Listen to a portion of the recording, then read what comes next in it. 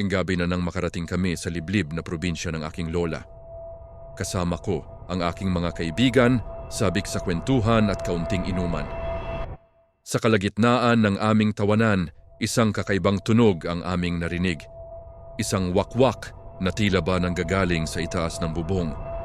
Aswang, bulong ng isa kong kaibigan.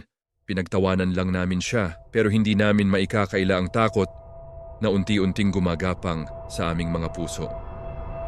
Nagsimulang mamatay sindi ang mga ilaw. Sa bawat pagpikit ng ilaw, may aninong mabilis na dumadaan sa aming paningin. Ang dating masayang gabi ay napalitan ng sigawan at pag-aalala. Isa-isa kaming nagtago, nagdarasal na sana ay panaginip lang ang lahat.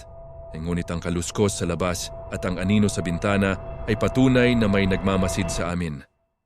Naghihintay ng tamang pagkakataon. Follow for more.